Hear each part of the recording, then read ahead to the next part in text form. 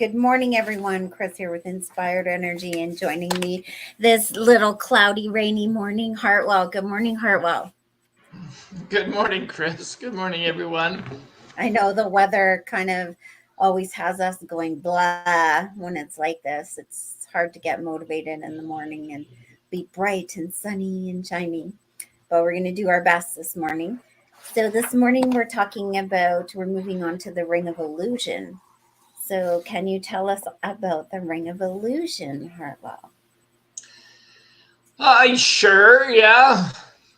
Uh, I think I might go all dark side on y'all today. We'll The bring you Ring of back to the Illusion. light. Pardon? We'll bring you back to the light. Oh, it is all about our deepest fears. Our deepest fears are in this ring. Our fear of death and our fear of failure. So this is what we get to talk about today. And so, where do we start with gate 32? Well, we'll start with 32, called in human design the gate of continuity or duration. Here in the gene keys, we have the journey from failure to veneration via the way of preservation. Amino acid is asparaginic acid, and the body part is the spleen. Mm-hmm. Now, this is our fear of failure, Kris. Mm-hmm. Our entire lives and all of, our existence is rooted in our collective fear of failure. Yeah, this is a But not collective just, thing, right? pardon? This is a collective thing, not just a us personal thing. It's Yes. humanity. Yeah. Yes. The fear of personal failure and the fear of failing to survive, of Mm-hmm. not being able to pass on our genetic material. All of this is kind of implicated in this fear of failure. And I mean, in modern days, when, at least in the developed countries, our fear of, we're not so much afraid of not having enough to eat, or that fear is transferred into how much money we have. That's the symbol for us all. Yeah, we're not successful enough, right? Yes, We don't have enough yes. money, enough toys, prestige, how we look to others, that kind of thing. Yeah. All of that, all of Mm-hmm. that. Mm-hmm. And what this brings up is the point that Rudd has been making all through the entire work of the gene keys, Mm-hmm. is that um, if you are run by fear, your mind will control your life. And so when you begin to awaken, you begin to take control back of your mind. Okay. So when you begin to be aware, you begin to see how fear is operating in your life. You begin to get that distance, which allows you to observe yourself. And this is what it means to start to awaken. It means Mm-hmm. to start to see these things, such as your fear, and not be reactive to them. Mm-hmm. So, and once we do that in relationship to Gene Key 32, we begin to understand that life moves in great cosmic patterns. Mm-hmm. Um, that all we need arrives when we need it. Mm-hmm. And then we begin to arise into the gift level. So you need to keep your attention on your fear. Mm-hmm. That is, keep an eye on it. Mm-hmm. Keep an eye on your fear. Because if you have an eye on it, you say, oh, I'm afraid. Oh, look at that. Is I'm going to let that fear control me, or am I not going to let that fear control me? And you Mm-hmm. begin to rise up from the fear level, the shadow level of your being. Mm-hmm. I, I I mean, think it. Oh, I was just going to say something interesting came to me as we were talking about that.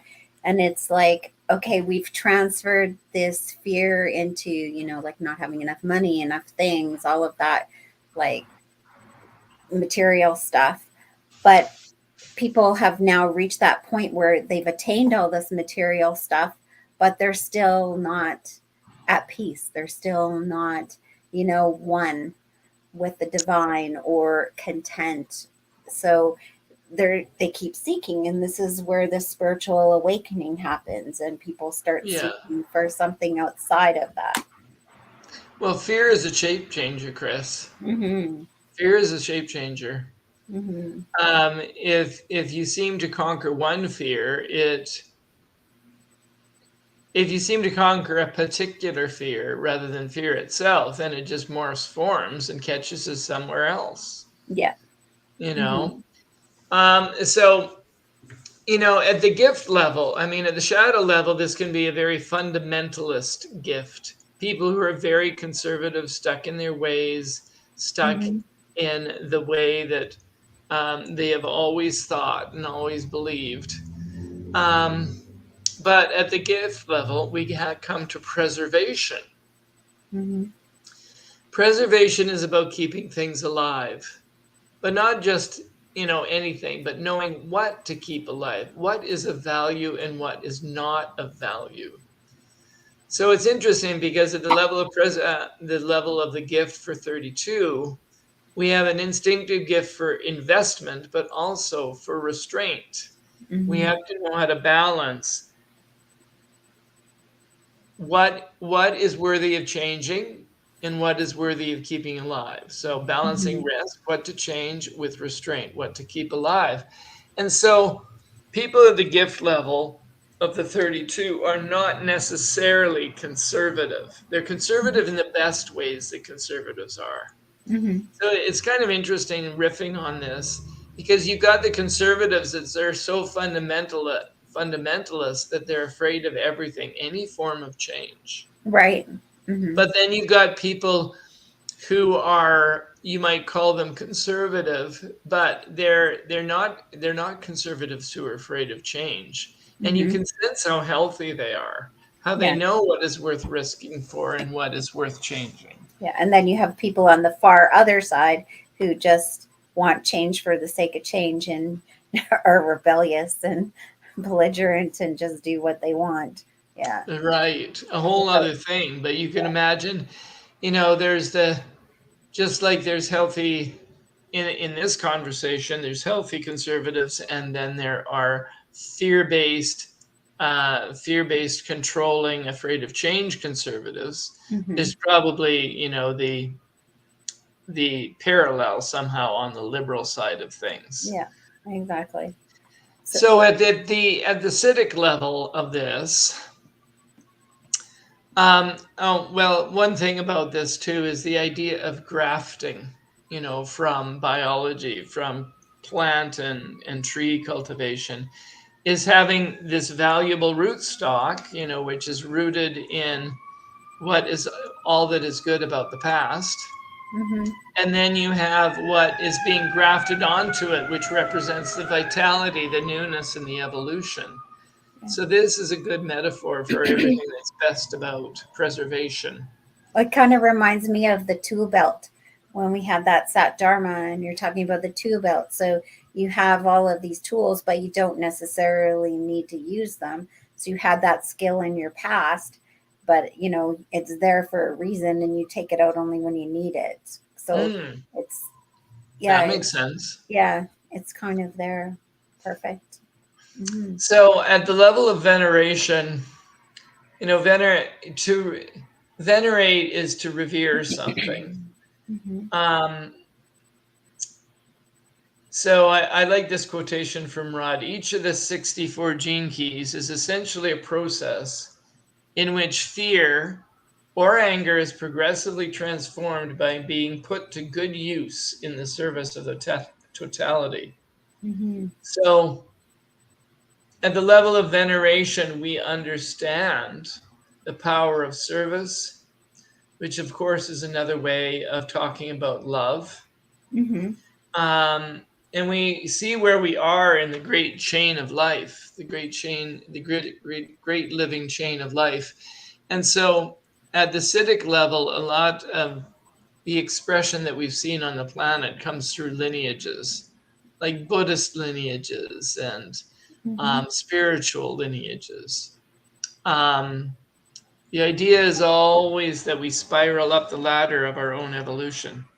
Mhm. And, at the highest level, we come to a reverence for all of life. Mhm. So that's Gene Key 32, All our right. fear of failure. Perfect. Which we all have to work through because it's there anyways. So what about Gene Key 28?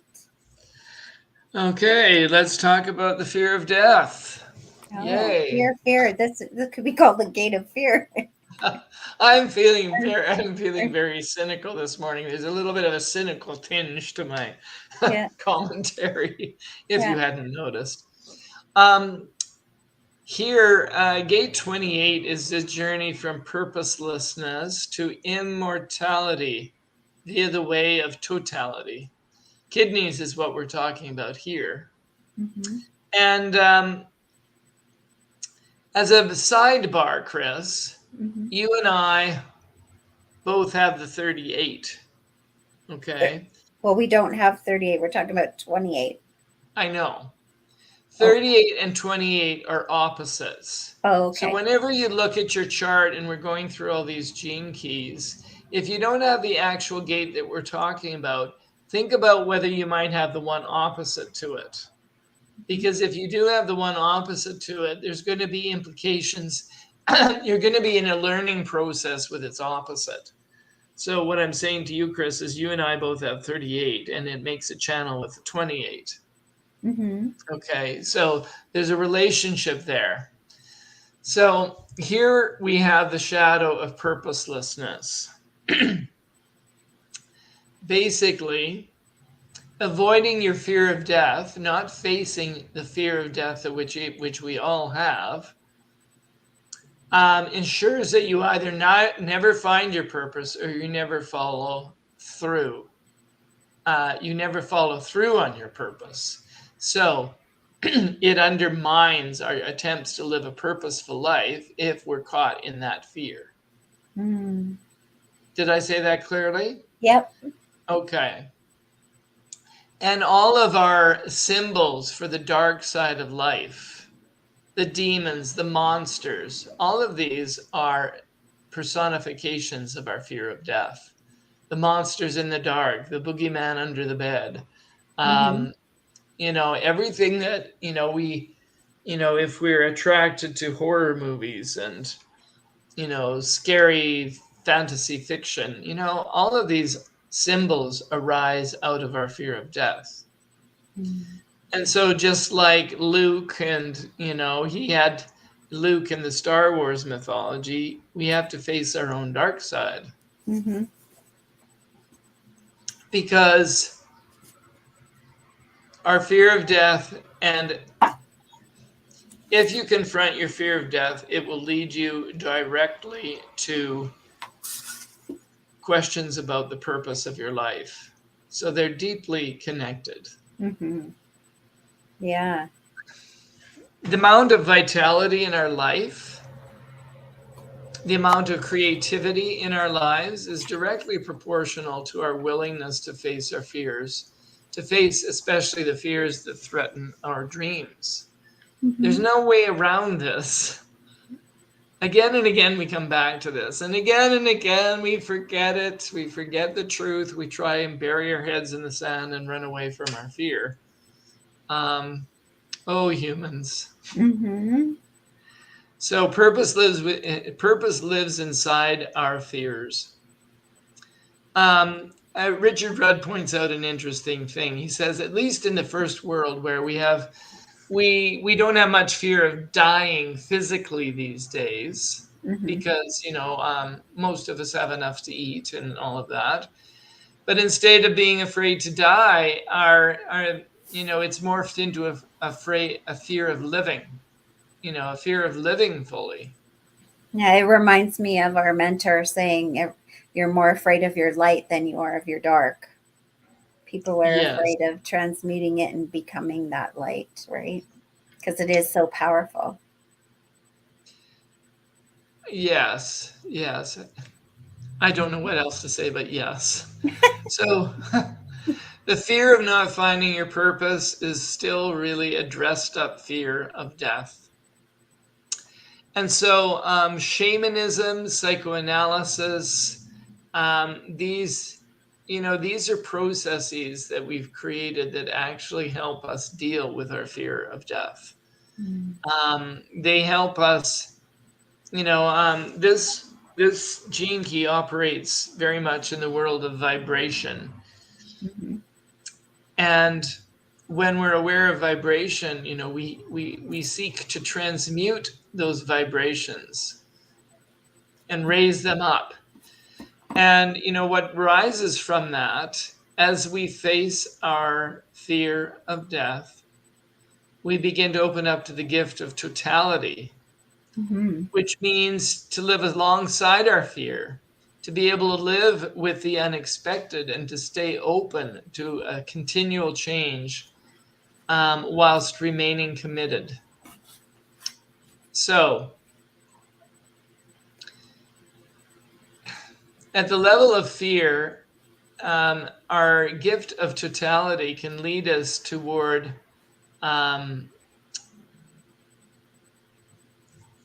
it can have us hang on too tightly to belief systems, because belief systems, religions, they keep us from facing they keep us from facing our fear of death and our fear of the unexpected. Mm-hmm. So when we follow the path of totality, when we're expressing on that level, when we become able to follow our own mythic path, Mm-hmm. we get to meet life as though it were a game to be played on a stage, and life takes on a romance which includes both comedy and tragedy. We don't take ourselves so seriously. Exactly. Yeah. I mean, this strikes me hard. Mm-hmm. At the shadow level, fearing and not confronting death, that either makes it hard for us to change or hard for us to commit. Mm-hmm. Isn't But, that an interesting statement? Hard time committing or a hard time changing. mm-hmm. I think I could probably write a few pages in my journal about that. But, freed from a fear of death, then we take adversity lightly. Mm-hmm. We have the urge to do something greater than ourselves, and we can live our life fully now because we're no longer afraid. We're no Mm-hmm. longer afraid of death. Mm-hmm. And at the highest level, at the Siddhic level, immortality. Mm-hmm. This is when we're so much in the present, so much living in the present that death cannot exist. It's like if you're completely in the present, what does death doesn't even concern you. It's And not so a thought. it what's that? I said it's not a thought when you're living in the present moment. That's right. Yeah. It's not a concern. You're living balls to the wall, so to speak. Mm-hmm. Pedal to the metal. Um, Evil is simply everything about life that has not yet been accepted and embraced. Mm-hmm. And so, connected to this, connected to the mythology of this gene key is also connected to Lucifer. The most beautiful, powerful, and beloved angel of God. Who served another purpose as Satan, but whose destiny is one day to be reunited with God. Just as we are one day meant to live, cast off our own demons, and to be surrendered to our deepest fears, and in dying, be reborn as pure consciousness, at one with God. Mm-hmm. So that is the journey. Mm-hmm. And here we're using words to try and get at it. And I think if anyone's had, made a good stab at it, it's Richard Rudd. But Mm-hmm. this is why we're exploring all these to Yeah. um, create, hopefully, some sort of awakening energy in ourselves to Yeah, I think if everybody understands that, we are going through a reconciliation, like in our evolution as human beings, to be reconciled back to source, back to God, back to the oneness, um, and that we became dualistic way back when, and that's why we think we're separated, but we're really not. But people are starting to learn this and go through the journeys and go through their evolution. So I think that's a good starting point for us. So what is the And codon? Or go ahead.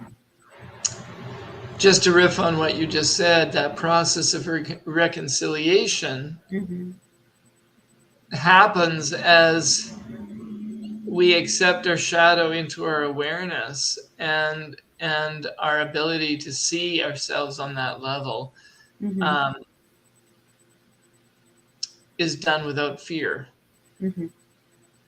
Exactly. So the reconciliation requires that we join with our shadows. Hmm. We we no longer fear our shadows, so we join with them, so we transcend them. Hmm. So it's not about, it's never about escaping. Yeah. Escaping is not possible. Yeah. So um, just if you could just wrap up, we're quite a bit over today. So is there anything you want to say to wrap up and then let everybody know what's on for next week? yes, so the Ring of Illusion, basically, it's about it encompasses two of these of our deepest fears, both of which are in the spleen, both of which are about survival awareness. And so, this fear of failure and this fear of death keeps us locked in an illusion that keeps us from seeing life properly. Hmm. So that's kind of the link there. Next week we continue with what's called the Ring of the Illuminati, gene key 44 and 50. And just to kind of give a sense of where we are in a journey, we've been through most of them now, and so we're three-quarters of our way done. All of the gene keys, our survey of all of them. Hmm. Beautiful. Well, we look forward to seeing you all next week. With that, we'll say God bless, take care, have a beautiful, cuddled up, rainy day. All right.